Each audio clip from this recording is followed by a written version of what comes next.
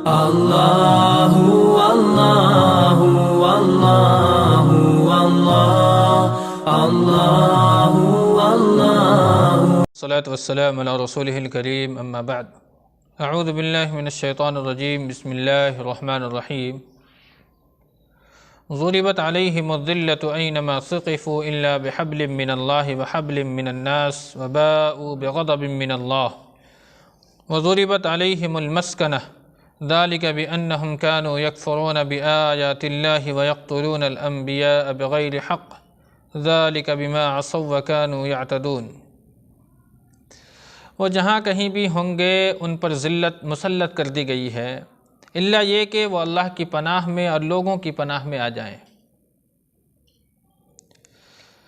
وہ لوگ اللہ رب العالمین کے غضب کے مستحق ہو گئے ہیں اور ان پر مسکینی مسلط کر دی گئی ہے۔ یہ اس لیے ہوا کہ وہ اللہ رب العالمین کی آیتوں کا انکار کرتے تھے اور نبیوں کو ناحق قتل کرتے تھے۔ یہ ان کی نافرمانی اور حد سے زیادہ تجاوز کرنے کی وجہ سے ہوا۔ اس آیت کریمہ میں اللہ رب العالمین نے ذلت کو، رسوائی کو یہود کی قسمت بنا دی، یعنی یہود جہاں بھی ہوں، جس زمانے میں بھی ہوں گے، وہ ذلیل ہوں گے، رسوا ہی ہو کر رہیں گے۔ اور تاریخ اس بات پر شاہد ہے کہ دنیا کے کسی بھی گوشے میں اور کسی بھی زمانے میں انہیں احترام اور عزت نصیب نہیں ہوئی۔ انہیں عارضی چین، عارضی سکون صرف دو صورت میں مل سکتا ہے، یا تو وہ جزیہ دے کر کے بطور ذمی اپنی زندگی گزاریں گے، یا پھر کسی بڑی غیر اسلامی طاقتور حکومت کی پشت پناہی میں اسے یہ چیز حاصل ہوگی۔ اس آیت کریمہ میں اللہ رب العالمین نے ایک چیز ہے، ضربت علیہم الذلہ والمسکنہ، ذلت اور مسکنت۔ ذلت کا لغتاً معنی ہوتا ہے کمزور ہونا۔ اللہ رب العالمین نے فرمایا کہ یہودی ہمیشہ کمزور رہیں گے، اور یہ بات اس وقت اس دور میں سمجھ میں نہیں آ رہی۔ اس آیت کریمہ میں جس بات کی طرف اشارہ کیا جا رہا ہے، اس دور میں اگر آپ دیکھیں گے تو یہودی اس دور میں کمزور تو ہے نہیں، اس لیے کہ آج اس دور کے اندر میں یہود سے زیادہ مضبوط کون ہے؟ لیکن اللہ نے فرمایا ہے کہ یہ یہود کی جو عزت ہے یہ عارضی ہے، یہ مستقل نہیں ہے۔ کبھی کوئی چیز مل جاتی ہے، کبھی کوئی چیز، بہت خوشی کبھی کبھی کسی انسان کو مل جاتی ہے، لیکن وہ خوشی زیادہ دیر تک نہیں رہتی ہے۔ اس کی مثال ایسے ہی ہے کہ جب چراغ بجھنے کے قریب ہوتا ہے تو وہ پھرپھراتا ہے۔ ایسے ہی یہود کی جو اصل جو انجام ہے، جس کا ذکر اللہ رب العالمین نے کیا ہے، وہ انجام بالکل قریب ہے۔ تو وہ انجام کے قریب ہونے سے پہلے جیسے وہ چراغ پھرپھرا رہا ہے، ایسے ہی یہود کیا ہے؟ پھرپھرا رہا ہے۔ یہ عزت اسے جو ملی ہے یہ عارضی ہے، مستقل طور پر نہیں ہے۔ آج دنیا کے اندر میں یہودی کا غلبہ ہے، لیکن جس وقت یہودی موجود تھے، آج سے تقریباً 70 سال 80 سال قبل، اس کی کوئی عزت نہیں تھی، کوئی احترام نہیں تھا، اس کی کوئی وقار اور کوئی حیثیت نہیں تھی۔ یہ جہاں بھی رہتے تھے، جس جگہ بھی رہتے تھے، دھتکارے ہوئے رہتے تھے۔ انہیں کوئی اپنے پاس، اپنے قریب بیٹھانا بھی گوارا نہیں کرتا تھا، لیکن اس میں اس نے اپنی عار نہیں سمجھی، اور وہ اپنے مشن کو پایۂ تکمیل تک پہنچانے کے لیے ہمیشہ کوشاں رہا، محنت کرتا رہا، اس کے لیے جو بھی ذرائع تھے، جو بھی اسباب ہوا، وہ اختیار کرتا رہا۔ اس لیے کہ یہودی آج کے دور میں زیادہ نہیں ہے، مشکل سے 14 یا 13 ملین کے قریب ہے، لیکن اس نے سب سے زیادہ عیسائیوں پر غور و فکر کیا اور عیسائیوں کو اپنے کنٹرول میں کیا، اور عیسائیوں کو کنٹرول کرنے کے لیے عیسائیوں کے جو پوپ ہوا کرتے ہیں اسے اپنے کنٹرول میں کیا، کیونکہ عیسائی اپنے پوپ کے کہے ہوئے کو کبھی بھی نہیں ٹالتا۔ اور ان تمام تر ہتھ کنڈے کو اپنا کر کے آج یہود نے ایک مقام حاصل کیا ہے، لیکن یہ مقام اسے مستقل نہیں ہے، یہ عارضی طور پر ہے۔ تو ذلت کا لغتاً معنی جو ہے وہ کمزوری ہے۔ اللہ نے فرمایا یہ ہمیشہ کمزور رہیں گے۔ والمسکنت، اور مسکنت کہا جاتا ہے کم ہمتی کو، اس کے اندر میں ہمت نہیں ہوگی، کبھی بھی وہ مقابلہ آرائی کے لیے اپنے آپ کو سینہ سپر ہو کر کے آپ کے سامنے کھڑے نہیں ہو سکتے۔ یہ اللہ رب العالمین نے اس کے اندر میں یہ کم ہمتی ڈال رکھی، وہ کبھی بھی مقابلہ آرائی کے لیے تیار نہیں ہوں گے۔ پیچھے اس کی پوری وضاحت اللہ رب العالمین نے کی، لن یضروکم الا اذی وان یقاتلوکم یولوکم الادبار ثم لا ینصرون، یہ لوگ کچھ ایذا رسانی کے سوا تمہیں کوئی بھی نقصان نہیں پہنچا سکیں گے۔ ہاں یہ لوگ آپ کو بہت تکلیف دینے کی کوشش کریں گے، لیکن اللہ نے مسلمانوں کو کہا کہ یہ کچھ بھی نہیں، ہلکی سی تکلیف تمہیں پہنچے گی۔ وَإِن يُقَاتِلُوكُمْ يُوَلُّوكُمُ الْأَدْبَارَ، اور اگر تم اس سے جنگ کرنے کے لیے بھیڑ جاؤ گے تو یہ پیٹھ پھیر کر کے نکل جائیں گے، اس لیے کہ وہ ہمت اللہ نے اس کے اندر میں عطا نہیں کی ہے۔ اور ہمت کیوں نہیں عطا کی ہے، آیت کے اخیر میں اس بات کا اللہ رب العالمین نے خود خلاصہ فرمایا ہے۔ دوسری چیز یہاں اللہ رب العالمین نے فرمائی، الا بحبل من اللہ وحبل من الناس، یا اللہ کے پناہ میں آ جائیں یا لوگوں کے پناہ میں آ جائے تو تھوڑی سی عزت، تھوڑی سی سرفرازی، تھوڑا سا چین، تھوڑا سا امن اسے حاصل ہو جائے گا۔ اللہ کے پناہ میں آنے کا کیا مطلب ہے؟ اس دنیا کے اندر میں اللہ رب العالمین کی نمائندگی آخر حال میں کس نے کی؟ محمد رسول اللہ صلی اللہ علیہ وسلم نے کی۔ اللہ کے نبی جب مدینہ پہنچے تو سب سے پہلے آپ نے یہود سے کیا کیا؟ معاہدہ کیا، اوس اور خزرج سے معاہدہ کر لیا، اس کو اپنا حلیف بنایا۔ جب اللہ کے رسول صلی اللہ علیہ وسلم نے اللہ رب العالمین کی طرف سے نمائندگی کرتے ہوئے اسے اپنا حلیف بنا لیا تو گویا کہ جو حیثیت مسلمانوں کو حاصل تھی وہی حیثیت یہودیوں کو حاصل ہو گئی۔ یہ ہے الا بحبل من اللہ، اس لیے کہ جو حیثیت مسلمانوں کی تھی وہی حیثیت ان کی تھی۔ ان سے بھی کوئی لڑائی کرنے کے لیے اگر آمادہ ہوتا تو مسلمان اس کی حمایت کے لیے کیا ہوتے؟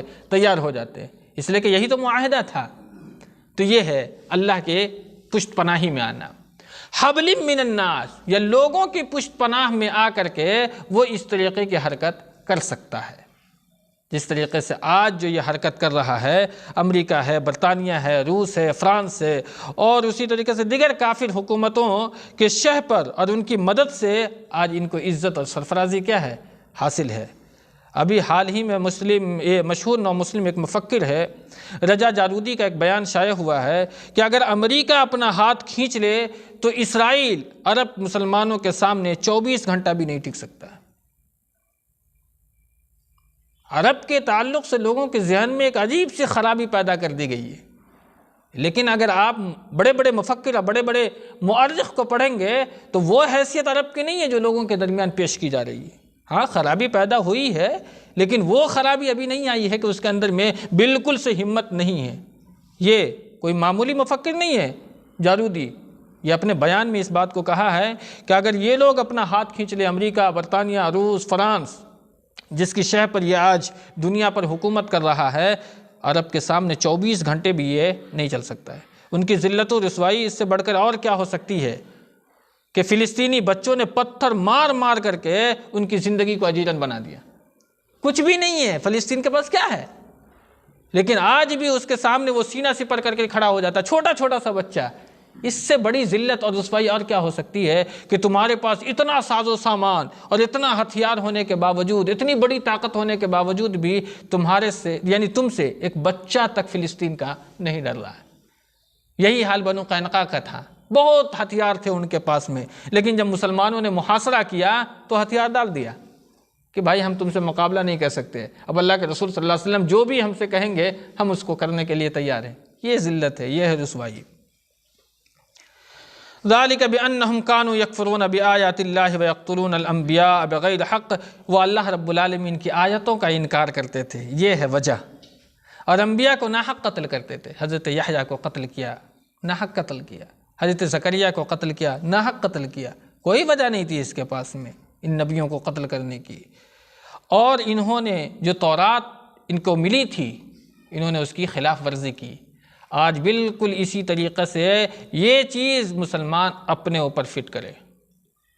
ذالک بانہم یکفرون بآیات اللہ، اللہ نے یہودیوں پر یہ ذلت اور رسوائی کیوں مسلط کی؟ اس لیے کہ انہوں نے اللہ کی آیتوں کا انکار کیا۔